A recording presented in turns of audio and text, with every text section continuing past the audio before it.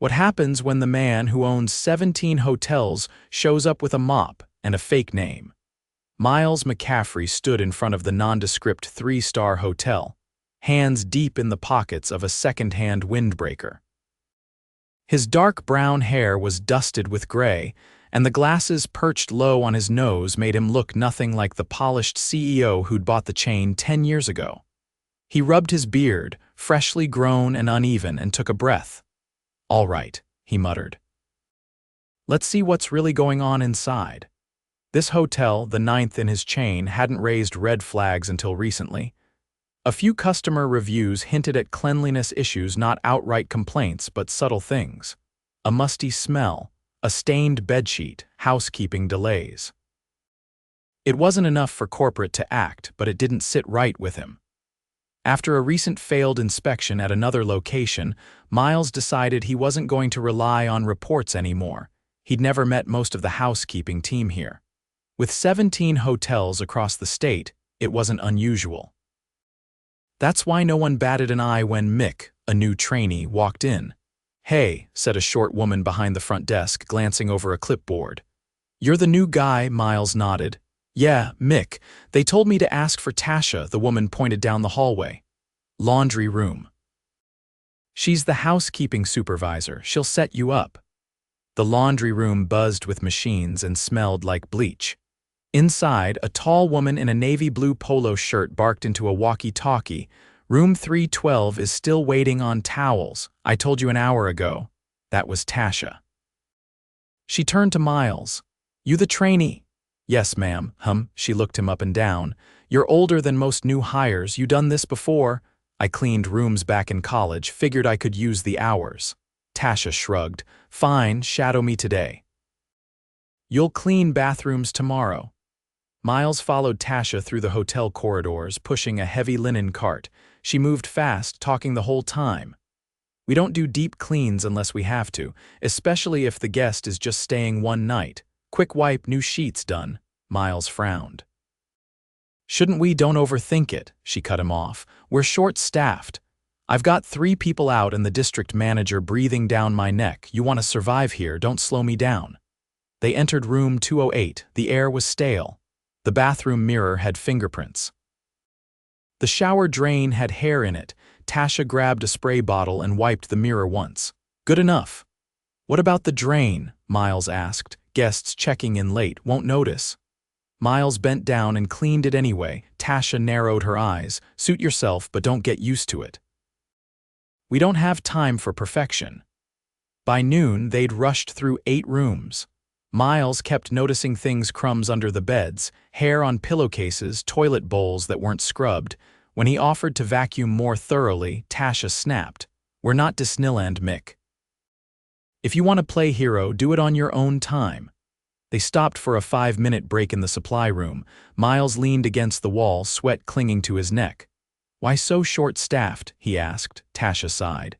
"Pays low, hours are crap, and folks quit fast. I've been here 6 years. I'm the only one who stays." Her pride was clear, but something about her tone irked him. Like she thought cutting corners made her smarter than the rest. That afternoon, Miles partnered with a young woman named Olivia Haynes. She had a bright smile, even in the stuffy hallway. "You're Mick, right?" she asked, handing him gloves. "Tasha told me you're a little too thorough," Miles chuckled. "Guess so. I like that," Olivia said, unlocking a door. "Too many people just rush through. I can't do it like that. If I wouldn't sleep in the bed, I don't expect someone else to." The room was a mess: candy wrappers on the floor, smudges on the nightstand. Without being asked, Olivia got on her knees and scrubbed under the bed. "Don't you ever get tired of going the extra mile?" Miles asked. She paused. "Yeah. But my mom stayed in a place like this once when we were homeless. It was the first clean bed she'd had in months. I think about that every time I work." Miles didn't say anything. He just watched as Olivia kept cleaning, careful and focused. Later that night, he sat in his car, staring out the windshield. Tasha was efficient but careless. Olivia was slow but took pride in her work. He couldn't ignore what he'd seen. Something was off, and he wasn't done yet. Not by a long shot. The next morning started before sunrise. Miles arrived early. slipping into the service entrance with a lukewarm coffee and a growing sense of unease. Yesterday had left a sour taste in his mouth, not just from the grime under the beds or the rushed cleanings, but from the way standards had quietly eroded behind closed doors. He needed more than a glimpse. He needed to see what happened when no one thought they were being watched. As he entered the break room, Olivia was already there, tying her apron. Her eyes looked puffy, like she hadn't slept much.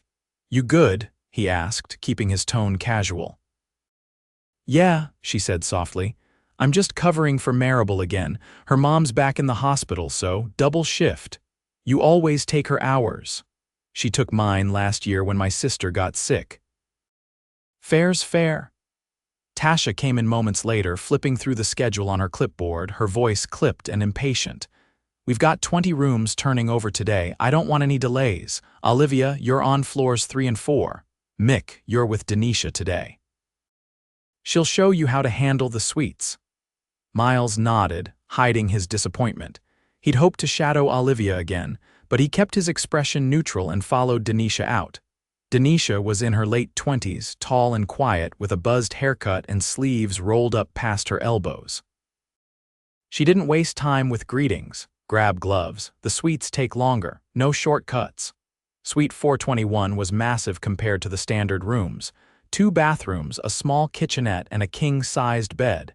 Denisha moved with efficiency that came from repetition, but she didn't skip steps. She checked every drawer, wiped the ceiling fan blades, even opened the mini-fridge. "You do this every time?" Miles asked. "For the suites." "Yeah, people leave weird stuff in these, and we don't need another guest finding an old sandwich or worse." She didn't elaborate, and Miles didn't ask. Halfway through cleaning, Denisha paused and looked at the window. "You new to hotels?" she asked. "Not really," he said. "Worked in one when I was younger, been around." She nodded. "You don't talk like a temp. Most temps just try to survive the week." "I guess I'm curious," he said. Trying to understand where the problems are, Denisha gave him a long look. "You corporate?" Miles gave a half laugh. "What makes you think that? You're too calm. Most folks down here got an edge. You're watching." He didn't answer. They finished the suite in silence. As they moved to the next one, a woman in a black blazer stepped out of the elevator. She glanced at them, then stopped. "Tasha needs you in the lobby," she said to Denisha, not even looking at Miles. Denisha sighed and handed him the keycard. "You can finish the bathroom. Just mop and restock supplies." As she walked off, the woman gave Miles a once-over. "You knew?" "Yeah, Mick." She didn't offer her name. "Don't overdo it. We're not a 5-star. Then she walked off. Miles stood in the doorway of the suite for a moment, the mop still in hand.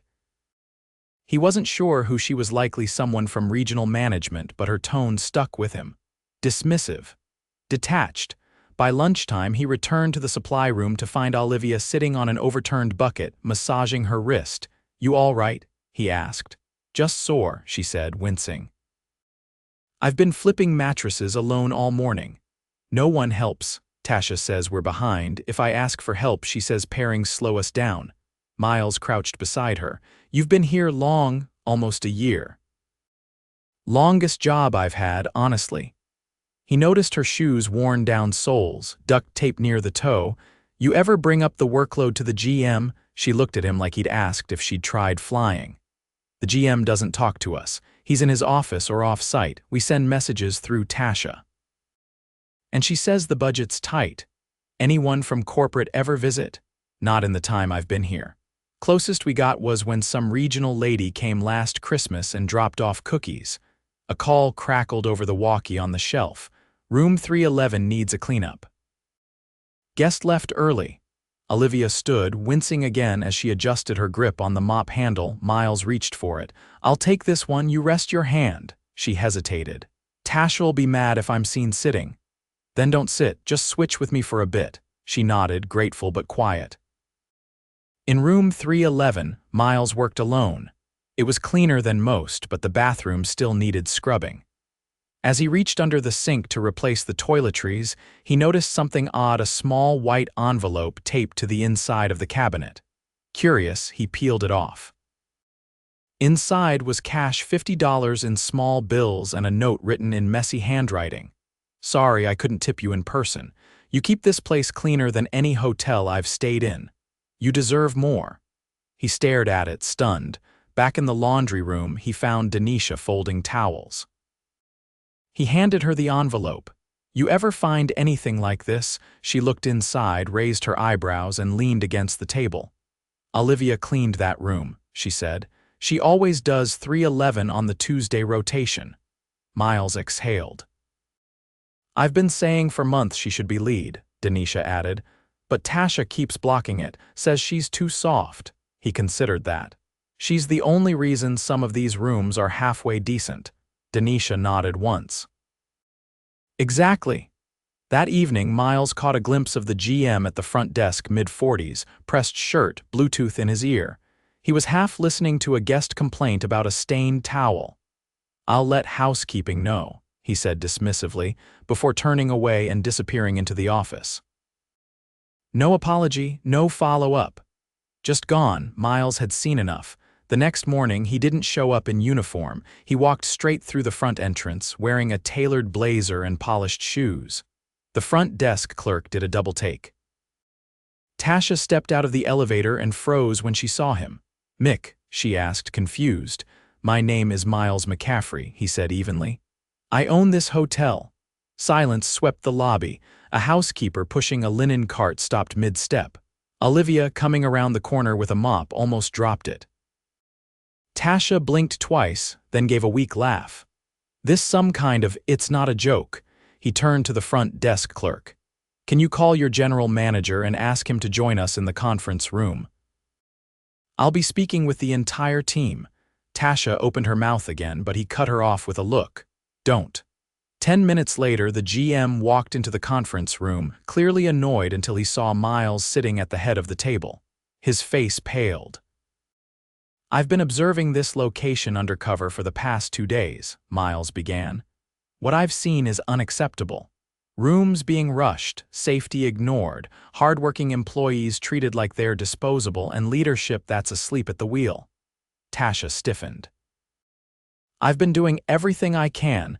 You've been cutting corners and pressuring others to do the same. You pushed away the only staff who take pride in this place." He turned to the GM. "And you've completely disengaged from your team." "That stops now." The GM tried to speak, but Miles held up a hand. "You're both done. Effective immediately." Gasps rippled around the room. Olivia looked like she couldn't breathe. Denisha sat back in her chair, arms crossed, eyes locked on Tasha. Miles looked at the rest of the staff. "Starting today, this hotel gets the support it deserves. We'll be hiring more staff, increasing pay, and promoting from within." He stood and walked toward Olivia. "You're the reason guests still have a good experience here. You're being promoted to lead housekeeper." "Denisha, I want you overseeing training going forward."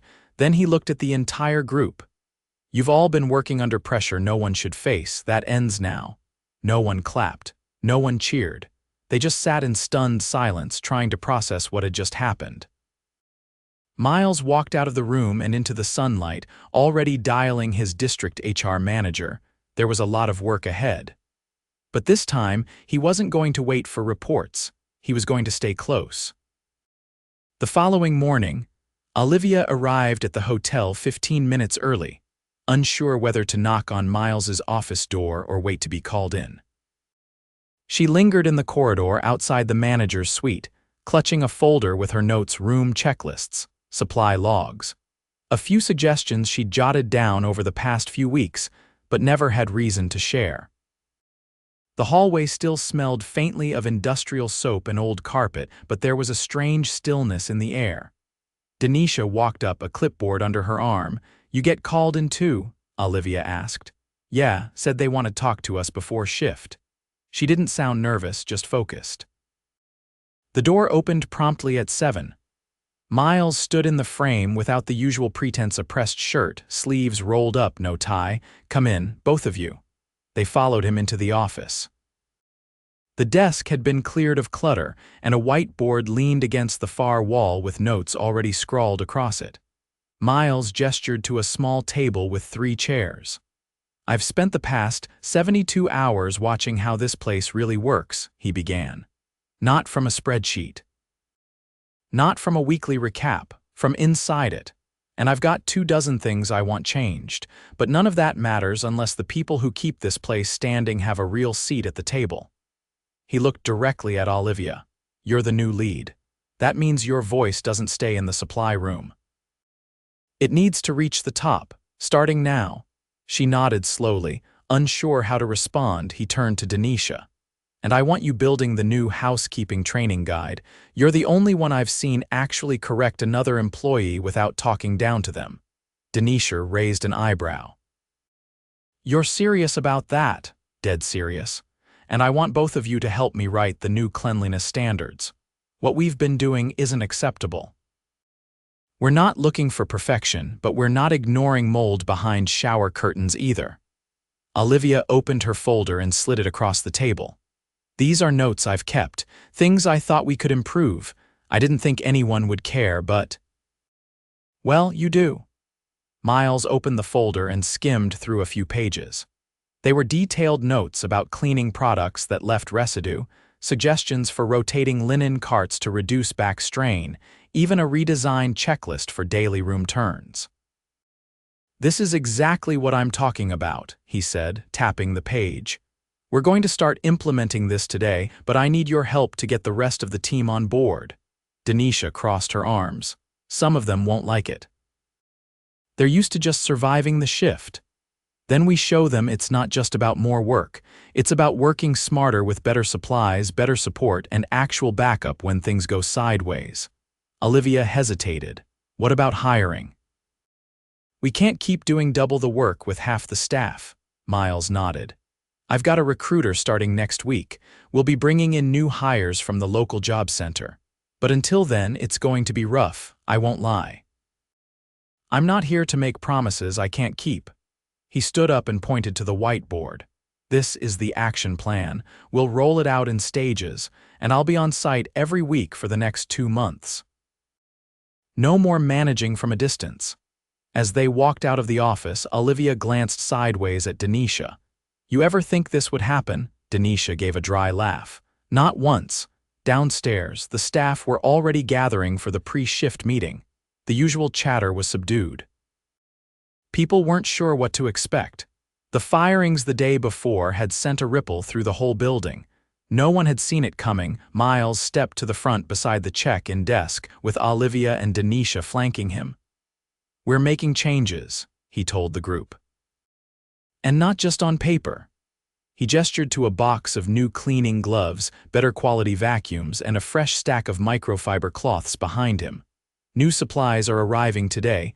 We're upgrading every cart. No more broken wheels or empty sanitizer bottles. A man from maintenance, Oscar, raised a hand. What about the air filters? Half the rooms on the 3rd floor get that mildew smell because they're overdue. Miles nodded. I've got a contractor coming in Thursday. Every filter in the building gets pulled and replaced. You'll work with them to identify which units are worst. A few heads turned at that. It had been months since anyone from maintenance had gotten direct attention from upper management. One of the younger housekeepers, a woman named Kia who'd only been there 3 weeks, spoke up hesitantly. Are we still getting written up if we take too long on rooms? Miles paused, then looked at Olivia. You answer that. Olivia took a breath. We're moving to a quality-first model. That means if you're taking time to do it right, you won't be penalized. But if you're skipping steps or leaving rooms dirty, yeah, we'll talk. Kia nodded, more confident now. After the meeting, the staff dispersed, some to carts, others to laundry or supply runs. Olivia and Denisha walked together toward the elevators. You actually gonna enjoy being lead? Denisha asked. I don't know yet, but at least now I'm not afraid to speak up. Upstairs, Olivia started her first day as lead with a full room inspection. She didn't hover or nitpick, she spoke quietly, asked questions, and offered to help new hires adjust their routine. Some were skeptical. One rolled her eyes behind Olivia's back, but didn't push it. By late afternoon, Olivia found herself in room 412 with Kia, walking her through a more efficient way to strip beds without straining her back. You keep your knees bent like this, she demonstrated, and tuck the sheet under before you pull. Less pressure on your wrists. Kia tried it. That's way easier. Yeah, took me a month to figure it out. Kia glanced up. You think they'll really stick with this, all the changes? I think they'll have to, Olivia said, because we're not going back. Meanwhile, Miles had taken over the GM's old office. He didn't spend much time in it. Most of the day, he was walking the halls, checking in with departments. By evening, he found himself in the laundry room, speaking with a part-time worker named Ramon who'd been there for almost 4 years, but never had a single conversation with upper management. How long does it usually take to run a full linen cycle? Miles asked. Depends. If the water pressure's decent and the dryer doesn't jam, about 65 minutes. And if the dryer jams, then we start folding stuff that's still damp. Tasha used to tell us just to spray it with lavender mist and hope for the best. Miles didn't respond right away. Not anymore, he said finally. That dryer's getting replaced next week. Ramon looked down at the floor, then back up. Feels weird. Having someone actually listen.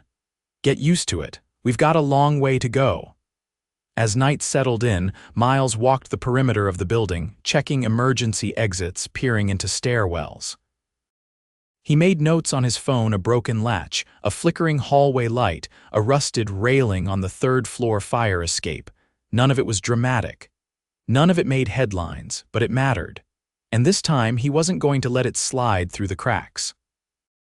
By the end of the week, the hotel was quieter in a different way. Not the tense, walking on eggshells silence that had hung in the halls under Tasha's rule, but a focused calm. People were still hustling, still tired, but they moved with a different kind of energy, like the work itself had begun to mean something again. Miles kept his schedule tight. He split his time between morning walkthroughs, midday check-ins with each department, and evening debriefs with the new on-site leadership team. He didn't make announcements or speeches anymore. That part was over. Now it was about consistency, not declarations. Late Friday afternoon, Olivia knocked once before entering the office. She held a small stack of papers. I finished the first round of room audits, she said, placing them on the desk. Most of the team's adjusting, but there's one thing. Miles leaned forward, reading the top sheet. Sheila, he asked. Olivia nodded. She's been skipping final checks. I gave her 2 reminders, walked her through it step by step. Yesterday, I found a room with the bathroom trash still full and the sink faucet running. She said she must have been distracted. He looked up. Was this the same room where the guest called about a wet floor? Yeah. She left the mop water behind without a sign. The guest slipped. No injuries, but it could have been worse. Miles rubbed his jaw and stood up. Where is she now? Laundry room. Supposed to be sorting towels. They walked together through the service corridor. The laundry room door was propped open, and inside, Sheila sat on a cart, scrolling through her phone. A half-full bin of damp towels sat untouched beside her. Miles stepped into the room. Sheila. She looked up, startled, and scrambled to stand. He kept his voice even. You left a guest room in a condition that could have caused serious harm. You've received multiple reminders, and instead of correcting your work, you're sitting here avoiding it. I just needed a break. I've been here all week. So has everyone else. She looked between him and Olivia, then crossed her arms. I don't see why I'm being singled out. You're not. You're being held accountable. That's different. He turned slightly toward Olivia. Can you give us a minute? She nodded and stepped out without a word. Miles faced Sheila again. This isn't about one missed trash can, it's a pattern. You're careless and you've been warned. We cannot afford that. Not with guests, not with safety, and not with the team depending on each other. Sheila exhaled heavily and looked away. I think you know what this means, he said. She didn't argue, just picked up her things and left without another word. By the time Olivia returned, the towel bin was gone. She gone? She asked. Miles nodded. We'll redistribute her rooms until next week. I'd rather be short-staffed than keep someone who doesn't care. Later that evening, the dining room staff clocked out one by one and the halls began to quiet down. Miles walked the 3rd floor alone, clipboard in hand. Outside room 320, he stopped. The light above the door was flickering faintly. He made a note and turned to leave, then paused. From inside the room, muffled voices drifted through the door. Not loud, but tense. He knocked once. A housekeeper opened it halfway. It was Kia. Her eyes were wide. "Mr. McCaffrey." "I was just, everything all right?" She hesitated, then opened the door wider. Inside, a male guest stood near the window, his shirt half-buttoned, holding a glass tumbler. The room was untouched, bed unmade, bathroom door ajar. Kia's cleaning supplies sat untouched near the dresser. Miles stepped in. "Sir, is there a problem here?" The guest turned slowly. He was in his early 50s, red-faced, clearly annoyed by the interruption. "She was just cleaning," he said flatly. "No problem." Kia didn't speak. Her hands were clasped tightly in front of her. Miles turned to her. "You okay?" She nodded once. "He asked me to clean while he was still inside. I said I'd wait until he left, but he insisted." "You're not required to enter an occupied room, not ever," Miles said, loud enough for the man to hear. "If someone insists, you call the desk." The guest scoffed. "I just wanted fresh towels. She didn't need to make it weird." Miles didn't blink. "You're welcome to request anything you need from the front desk, but you don't direct staff once they are inside your room. That's not how we work." The man muttered something under his breath and sat down heavily on the couch. Miles turned to Kia. "Go ahead and step out. I'll handle the rest." She moved without hesitation, cart trailing behind her. Once she was gone, Miles looked back at the guest. "You'll be checking out tomorrow morning. Your stay will not be extended." "I didn't do anything wrong." "You made a staff member feel unsafe." "That's enough." The man stood up, clearly angry, but said nothing as Miles walked out and closed the door behind him. Downstairs, Kia stood near the elevator, arms folded tightly. She didn't look up until he reached her. "You handled that right," he said. "But going forward, you don't step into a room unless the guest has fully exited. No exceptions." She nodded slowly. "I thought I could get in and out fast. I didn't want to fall behind." "You're not behind, you're safe." "That's more important." She didn't speak again, but the tension in her shoulders eased slightly before she pushed her cart toward the next room. That night, Miles stayed late. He sat in the lobby long after most of the guests had gone to bed, laptop open, drafting new protocol for guest interactions. He included a clause that allowed any employee to report a concerning encounter directly to upper management without using the chain of command. No filters, no delays. Just before midnight, Denisha walked past with a stack of folded sheets. She paused briefly. "You're still here." He looked up, tired but focused, just finishing something. She tilted her head. "You're not gonna burn out on us, are you? If I do, you'll be the first to know." She gave a dry laugh and kept walking. As the week ended, so did the trial period. The new hiring manager arrived Monday. A few applicants were already scheduled for interviews. Olivia was refining the training schedule. Denisha had reorganized the storage layout for faster restocks. Nothing was perfect. A few rooms still ran behind. The elevator stuck once. A guest complained about the vending machines, but the energy had changed. People didn't duck out of sight when Miles walked through the halls. They nodded, made eye contact. Some even asked questions about hours, about benefits, about how long the new changes would last. His answer was always the same. "As long as I'm here, this is how we do things." The following Friday, he held one final meeting with the entire staff in the breakfast area. No clipboards, no whiteboards, just a folding table and a few chairs pushed aside.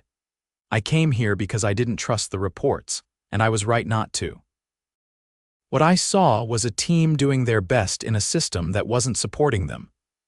He looked around the room at Ramon, now in charge of laundry inventory, at Kia, who had started training a new hire just that morning, at Olivia and Denisha, standing quietly near the back. "We're not done. But we're moving forward. And from here on out, you have a voice in how this hotel operates, not just today, every day." Nobody clapped. He hadn't asked them to. Instead, they stood a little taller as they walked out, heading back to carts and vacuums and checklists, but with a new understanding of who was behind them. And for the first time in a long time, that was enough.